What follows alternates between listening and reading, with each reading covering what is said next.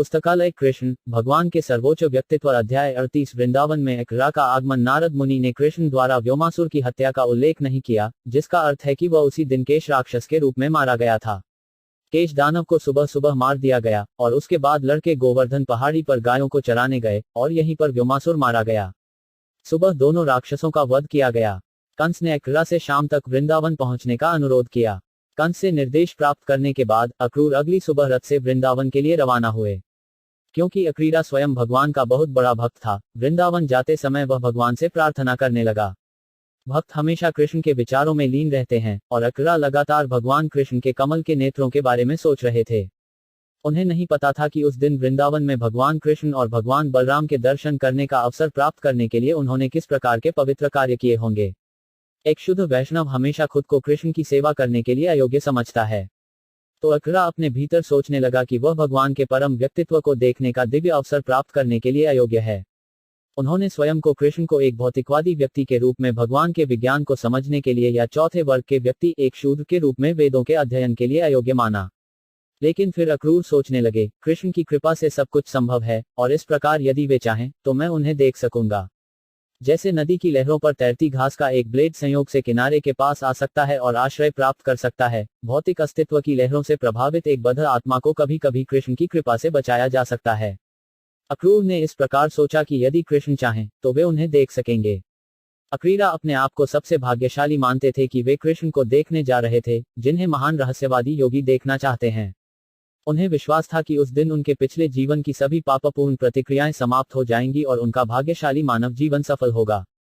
अक्रीरा ने यह भी माना कि वह कंस द्वारा बहुत अनुग्रहित था, जो उसे कृष्ण और बलराम को वापस लाने के लिए भेज रहा था और इस तरह उसे भगवान को देखने के लिए सक्षम कर रहा था।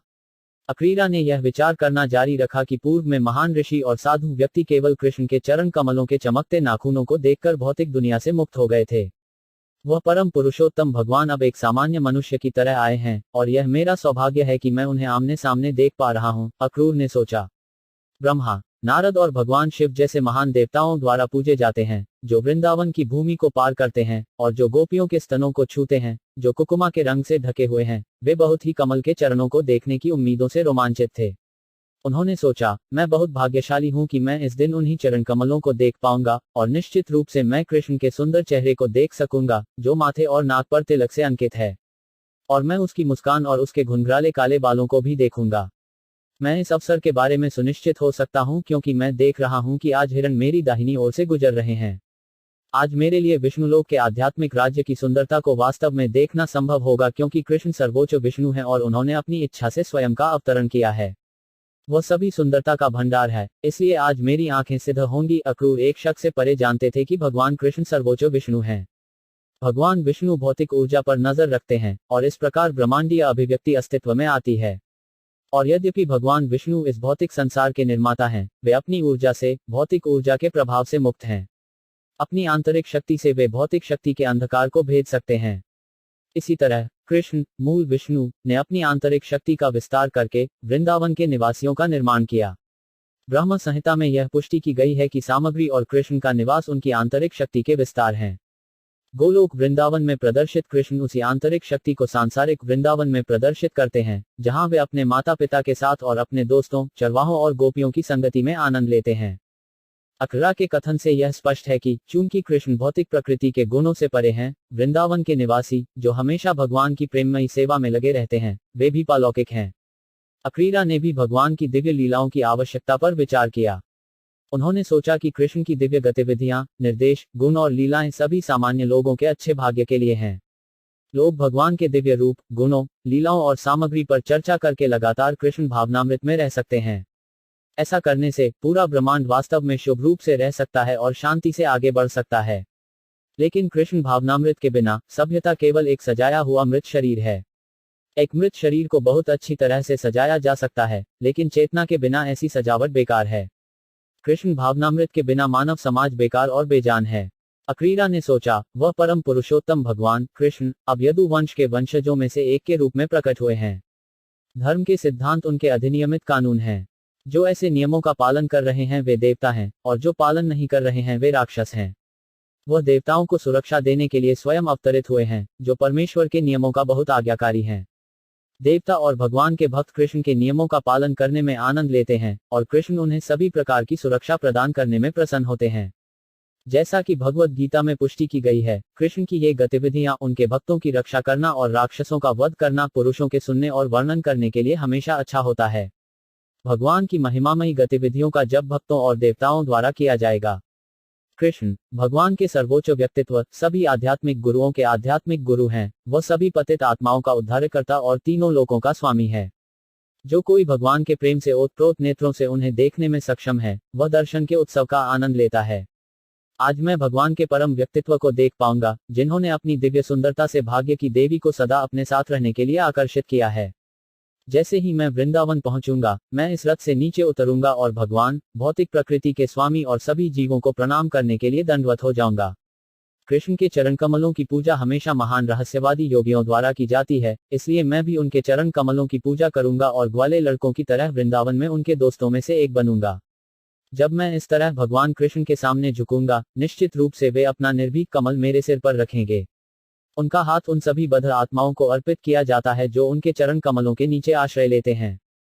कृष्ण उन सभी लोगों के लिए जीवन का अंतिम लक्ष्य हैं जो भौतिक अस्तित्व से डरते हैं, और निश्चित रूप से जब मैं उन्हें देखूंगा तो वे मुझे अपने चरण कमलों का आश्रय देंगे। मैं अपने सिर पर उनके कमल के हाथ के स्पर्श की आकांक्षा कर रहा हूं। जब उस हाथ ने राजा इंद्र और राजा बलि की प्रस्तुतियों को छुआ, तो ये दोनों ब्रह्मांड के स्वामी होने के योग्य हो गए, और जब उस हाथ ने गोपियों को छुआ जब उन्होंने कृष्ण के साथ रास लीला में नृत्य किया, तो इससे उनकी सारी थकान दूर हो गई। इस तरह अक्रूर को कृष्ण के हाथ से आशीर्वाद की उम्मीद थी। वह जानता था कि इंद्र, जो स्वर्ग के राजा हैं और तीनों लोकों के स्वामी हैं, ऊपरी, मध्य और निचले ग्रह, भगवान ने केवल थोड़ा सा पानी चढ़ाने के लिए आशीर्वाद दिया था जिसे कृष्ण ने स्वीकार कर लिया था। इसी तरह बलि महाराज ने वामनदेव को दान में केवल 3 कदम भूमि दी, और उन्होंने थोड़ा पानी भी दिया जिसे भगवान वामनदेव ने स्वीकार कर लिया, और इस तरह बलि महाराज ने इंद्र की स्थिति प्राप्त की। जब गोपियां कृष्ण के साथ रास नृत्य में नृत्य कर रही थीं, वे थकी हुई हो गईं, और कृष्ण ने अपना हाथ पहुंच दिया, जो मानस सरोवर झील में उगने वाले कमल के फूल के समान सुगंधित है, पसीने की मोती जैसी बूंदों के चेहरे पर। गोपियां, और तुरंत गोपियां तरोताजा हो गईं। इस प्रकार अक्रूर कृष्ण के उस परम हाथ से आशीर्वाद की अपेक्षा कर रहे थे। कृष्ण का हाथ सभी प्रकार के पुरुषों पर कृपा करने में सक्षम है यदि वे कृष्ण भावनामृत को अपनाते हैं। अगर कोई स्वर्ग के राजा की तरह भौतिक सुख चाहता है, तो वह कृष्ण के हाथ से वह वरदान प्राप्त कर सकता है। यदि कोई भौतिक अस्तित्व के कष्टों से मुक्ति चाहता है, तो वह कृष्ण के हाथ से वह वरदान भी प्राप्त कर सकता है। और अगर कोई कृष्ण के लिए शुद्ध दिव्य प्रेम में व्यक्तिगत जुड़ाव और उनके दिव्य शरीर का स्पर्श चाहता है, तो वह भी उनके हाथ से उस आशीर्वाद को प्राप्त कर सकता है। हालांकि अक्रूर डर गया था, क्योंकि उसे कृष्ण के दुश्मन कंस द्वारा नियुक्त किया गया था। उन्होंने सोचा, मैं कृष्ण को शत्रु के दूत के रूप में देखने जा रहा हूं। उसी समय उन्होंने सोचा, कृष्ण सभी के हृदय में परमात्मा के रूप में हैं, इसलिए उन्हें मेरे हृदय को जानना चाहिए। यद्यपि कृष्ण के शत्रु ने अक्रूर पर भरोसा किया था, उनका हृदय स्पष्ट था। वे कृष्ण के शुद्ध भक्त थे। उन्होंने कृष्ण से मिलने के लिए कंस का डिप्टी बनने का जोखिम उठाया। वह निश्चित था कि यद्यपि वह कंस के प्रतिनिधि के रूप में जा रहा था, कृष्ण उसे शत्रु के रूप में स्वीकार नहीं करेंगे। हालांकि मैं एक पापपूर्ण मिशन पर हूं, कंस द्वारा प्रतिनियुक्त होने पर, जब मैं भगवान के परम व्यक्तित्व के पास जाता हूं, तो मैं पूरी विनम्रता और हाथ जोड़कर उनके सामने खड़ा होऊंगा।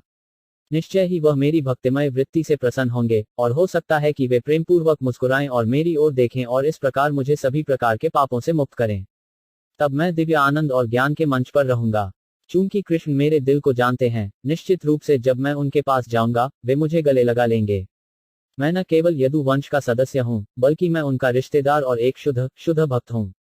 उनके दयालु आलिंगन से निश्चित रूप से मेरा शरीर, हृदय और आत्मा मेरे पिछले जीवन के कार्यों और प्रतिक्रियाओं से पूरी तरह से शुद्ध हो जाएगा। जब हमारा शरीर स्पर्श करेगा, तो मैं तुरंत हाथ जोड़कर पूरी विनम्रता के साथ खड़ा हो जाऊंगा। निश्चित रूप से कृष्ण और बलराम मुझे अक्रीरा, अंकल कहेंगे, और उस समय मेरा पूरा जीवन गौरवशाली होगा। जब तक किसी को भगवान के सर्वोच्च व्यक्तित्व द्वारा मान्यता नहीं दी जाती है, उसका जीवन सफल नहीं हो सकता है। यहाँ यह स्पष्ट रूप से कहा गया है कि व्यक्ति को अपनी सेवा और भक्ति द्वारा भगवान के सर्वोच्च व्यक्तित्व द्वारा पहचाने जाने का प्रयास करना चाहिए, जिसके बिना मानव जीवन की निंदा की जाती है। जैसा कि भगवत गीता में कहा गया है, परम भगवान, भगवान के व्यक्तित्व सभी के समान है। उसका कोई दोस्त नहीं है और कोई दुश्मन नहीं है, लेकिन उनका झुकाव एक ऐसे भक्त की ओर होता है जो उन्हें भक्ति प्रेम से सेवा प्रदान करता है। भगवत गीता यह भी घोषणा करती है कि भक्त द्वारा की गई भक्ति सेवा के अनुपात में सर्वोच्च भगवान उत्तरदायी हैं। अक्रूर ने सोचा कि कृष्ण स्वर्गीय ग्रहों में इच्छा वृक्ष के समान है, जो उपासक की इच्छा के अनुसार फल देता है। भगवान का सर्वोच्च व्यक्तित्व भी सब कुछ का स्रोत है। एक भक्त को पता होना चाहिए कि उसकी सेवा कैसे करनी है और इस प्रकार उसके द्वारा पहचाना जाना चाहिए। चैतन्य चरितामृत में इसलिए समझाया गया है कि व्यक्ति को आध्यात्मिक गुरु और कृष्ण दोनों की एक साथ सेवा करनी चाहिए और इस तरह कृष्ण भावनामृत में प्रगति करनी चाहिए। आध्यात्मिक गुरु के निर्देशन में कृष्ण की सेवा वास्तविक सेवा है, क्योंकि आध्यात्मिक गुरु कृष्ण के प्रकट प्रतिनिधि हैं। श्री विश्वनाथ चक्रवर्ती ठाकुर कहते हैं कि जब कोई आध्यात्मिक गुरु को संतुष्ट करता है तो वह सर्वोच्च भगवान को संतुष्ट करता है। यह बिल्कुल सरकारी कार्यालय में सेवा की तरह है। विभागीय प्रमुख की देखरेख में काम करना होगा। यदि विभाग का पर्यवेक्षक किसी व्यक्ति विशेष की सेवा से संतुष्ट है तो पदोन्नति और वेतन में वृद्धि स्वतः ही आ जाएगी। अक्रूर ने तब सोचा, जब कृष्ण और बलराम मेरे व्यवहार से प्रसन्न होंगे तो निश्चित रूप से वे मेरा हाथ पकड़ेंगे, मुझे अपने घर में प्राप्त करेंगे और मुझे सभी प्रकार के सम्मानजनक आतिथ्य प्रदान करेंगे, और वे मुझसे कंस और उसके दोस्तों की गतिविधियों के बारे में निश्चित रूप से पूछेंगे। इस प्रकार स्वफल्क के पुत्र अक्रूर ने मथुरा से अपनी यात्रा पर श्री कृष्ण का ध्यान किया। वह दिन के अंत तक वृंदावन पहुंचे। अक्रूर ने यह जाने बिना कि कितना समय लगा, पूरी यात्रा पार कर ली। जब वे वृंदावन पहुंचे तो सूर्य अस्त हो रहा था। जैसे ही उन्होंने वृंदावन की सीमा में प्रवेश किया, उन्होंने गायों के खुर के निशान और भगवान कृष्ण के पैरों के निशान देखे, जो उनके तलवों के चिन्हों से प्रभावित थे, ध्वज, त्रिशूल, वज्र और कमल का फूल। भगवान के दिव्य चरण कमलों के तलवों पर इन प्रतीकों की पूजा तीनों लोकों के सभी देवताओं और अन्य महान व्यक्तियों द्वारा की जाती है। कृष्ण के पद चिन्हों को देखकर अक्रूर सम्मान के लिए तुरंत रथ से नीचे कूद पड़े। वह परमानंद के सभी लक्षणों से अभिभूत हो गया। वह रोया और उसका शरीर कांप उठा। कृष्ण के चरण कमलों की धूलि को देखकर अत्यंत हर्षित होकर अक्रूर उनके चेहरे पर सपाट गिर गया और जमीन पर लुढ़कने लगा। अक्रूर की वृंदावन की यात्रा अनुकरणीय है। जो वृंदावन जाने का इरादा रखता है उसे अक्रूर के आदर्श पद चिन्हों पर चलना चाहिए और हमेशा भगवान की लीलाओं और गतिविधियों के बारे में सोचना चाहिए। जैसे ही कोई वृंदावन की सीमा पर पहुंचता है, उसे तुरंत अपनी भौतिक स्थिति और प्रतिष्ठा के बारे में सोचे बिना अपने शरीर पर वृंदावन की धूल लगानी चाहिए। श्री नरोत्तम दास ठाकुर ने एक प्रसिद्ध गीत में गाया है, विज्ञान छिया कबे शुद्ध हबे मन, जब भौतिक इंद्रिय भोग के दूषित होने के बाद मेरा मन शुद्ध हो जाएगा तो मैं वृंदावन जा सकूंगा। दरअसल टिकट खरीद कर कोई वृंदावन नहीं जा सकता। अक्रूर ने वृंदावन जाने की प्रक्रिया को दिखाया है। जब अक्रूर ने वृंदावन में प्रवेश किया तो उन्होंने देखा कि कृष्ण और बलराम गायों के दूध की देखरेख में लगे हुए हैं। कृष्ण पीले वस्त्र पहने थे और बलराम नीले रंग के। अक्रूर ने यह भी देखा कि उनकी आंखें बिल्कुल पतझड़ के मौसम में उगने वाले सुंदर कमल के फूल की तरह थीं। उन्होंने अपनी युवावस्था के वसंत में कृष्ण और बलराम को देखा। हालांकि उनकी शारीरिक विशेषताएं समान थीं, कृष्ण का रंग काला था जबकि बलराम सफेद थे। दोनों ही भाग्य की देवी के आश्रय थे। उनके पास सुगठित शरीर, सुंदर हाथ और मनभावन चेहरे थे और वे हाथियों के समान बलवान थे। अब उनके पैरों के निशान, ध्वज, त्रिशूल, वज्र और कमल के साथ चिन्हित अक्रूर ने वास्तव में कृष्ण और बलराम को आमने सामने देखा। यद्यपि वे सबसे प्रभावशाली व्यक्तित्व थे, वे मुस्कुराते हुए चेहरों से उनकी ओर देख रहे थे। अक्रूर समझ सकता था कि कृष्ण और बलराम दोनों जंगल में गायों को चराने से लौटे थे। उन्होंने स्नान कर लिया था और उन्हें ताजे वस्त्र पहनाए गए थे और उन्हें फूलों की माला पहनाई गई थी और बहुमूल्य रत्नों से बने हारों से सजाया गया था। उनके शरीर को चंदन के गूदे से लिप्त किया गया था। अक्रूर ने फूलों और चंदन की सुगंध और उनकी शारीरिक उपस्थिति की बहुत सराहना की। वे स्वयं को बहुत भाग्यशाली मानते थे कि उन्होंने भगवान कृष्ण और उनके पूर्ण विस्तार बलराम को आमने सामने देखा, क्योंकि वे जानते थे कि वे सृष्टि के मूल व्यक्तित्व थे। जैसा कि ब्रह्म संहिता में कहा गया है, कृष्ण भगवान के मूल व्यक्तित्व हैं और सभी कारणों के कारण हैं। अक्रूर समझ सकते थे कि भगवान के सर्वोच्च व्यक्तित्व व्यक्तिगत रूप से उनकी रचना के कल्याण के लिए, धर्म के सिद्धांतों को फिर से स्थापित करने और राक्षसों का सफाया करने के लिए प्रकट हुए थे। अपने शारीरिक तेज से भाई दुनिया के सभी अंधकारों को मिटा रहे थे, जैसे कि वे नीलम और चांदी के पहाड़ थे। बिना किसी हिचकिचाहट के अक्रूर तुरंत अपने रथ से नीचे उतर गया और कृष्ण और बलराम के सामने एक छड़ी की तरह फ्लैट गिर गया। भगवान के परम व्यक्तित्व के चरण कमलों को छूने पर वे दिव्य आनंद से अभिभूत हो गए। उसका शब्द दब गया और वह बोल न सका। उनके दिव्य आनंद के कारण उनकी आंखों से अश्रुओं की अविरल धारा गिर पड़ी। वह परमानंद में स्तब्ध रह गया, मानो देखने और बोलने की सभी शक्तियों से रहित हो। भगवान कृष्ण, जो अपने भक्तों के लिए बहुत दयालु हैं, ने अक्रूर को अपने हाथ से उठाया और उन्हें गले लगा लिया। ऐसा प्रतीत हुआ कि भगवान कृष्ण अक्रूर से बहुत प्रसन्न थे। बलराम ने भी अक्रूर को गले लगा लिया। तब दोनों यहोवा उसका हाथ पकड़कर अपक की बैठक में ले आए, जहां उन्होंने उसे बैठने का एक बहुत अच्छा स्थान और उसके पांव धोने के लिए जल चढ़ाया। उन्होंने अन्य अवयवों के साथ मिश्रित शहद की उपयुक्त प्रस्तुति के साथ भी उनकी पूजा की। जब अकरा इस प्रकार आराम से बैठे थे, कृष्ण और बलराम ने उन्हें दान में एक गाय भेंट की और फिर बहुत स्वादिष्ट व्यंजन लाए, और अकरा ने उन्हें स्वीकार कर लिया। जब अकरा ने खाना समाप्त कर दिया, तो बलराम ने उन्हें सुपारी और मसाले, साथ ही चंदन का गूदा दिया, ताकि उन्हें और अधिक प्रसन्न और आरामदायक बनाया जा सके। अतिथि को प्राप्त करने की वैदिक प्रणाली का पालन स्वयं भगवान कृष्ण ने अन्य सभी को घर पर अतिथि को प्राप्त करने का तरीका सिखाने के लिए किया था। यह वैदिक आदेश है कि अतिथि शत्रु होने पर भी उसका इतनी अच्छी तरह से स्वागत किया जाना चाहिए कि उसे मेजबान से कोई खतरा न हो। यदि मेजबान एक गरीब आदमी है, तो उसे कम से कम बैठने की जगह के रूप में पुआल की चटाई और पीने के लिए एक गिलास पानी देना चाहिए। कृष्ण और बलराम ने अकरा का स्वागत एक तरह से किया जो उनके उच्च पद के अनुरूप था।